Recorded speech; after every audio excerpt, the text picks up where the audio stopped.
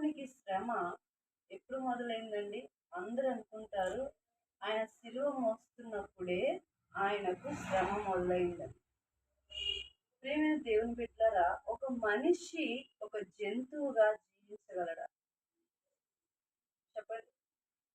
ఒక మనిషి తన స్వరూపాన్ని విడిచిపెట్టి, తన స్వభావాన్ని విడిచిపెట్టి ఒక జంతువుగా జీవించడానికి ఇష్టపడతాడా? ఇష్టపడడు. అవును కదా? ఒక మనిషి ఒక మృగంలాగా, ఒక జంతువులాగా, ఒక నక్కలాగా అనుకోండి, పోనీ ఎగ్జాంపుల్, అలా జీవించడానికి ఇష్టపడతాడా? ఇష్టపడు. ఎందుకు ఇష్టపడ్డు? అలా జీవించడం తనకి ఇష్టం ఉండదు. ఒక మనిషి జంతువులా జీవించడం ఏంటి? ఒక జంతువు పేరుతో తిడితేనే ఇష్టం ఉండదు. అలాంటిది ప్రియమైన దేవుని బిడ్డలారా, యేసయ్య ఎవరు? ఆయన మానవుడా? ఆయన దేవుడు.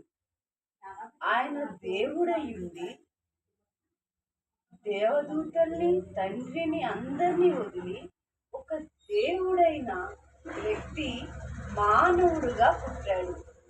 మరి అది ఆయనకి ఇష్టమా? ఇష్టం లేకపోయినా ఎవరి కోసం? దేవుడిగా ఉండే వ్యక్తి మానవుడిగా ఎవరి కోసం పుట్టాడు?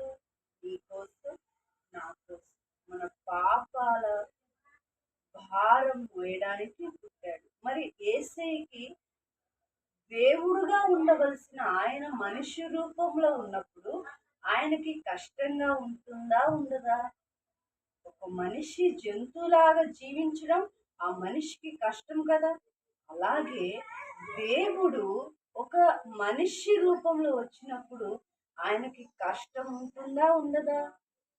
దేవదాసయ్య గారు ఏమన్నారు? ఈ మాటలు దేవదాసయ్య గారు చెప్పిందే. మరి ఒక మనిషి జంతువులాగా జీవించలేడు, ఇష్టపడ్డు.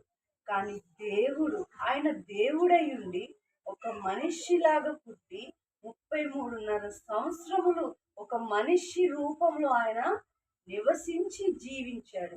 మరి ఆయనకి ఇబ్బందిగా ఉంటుందా, ఉండదా?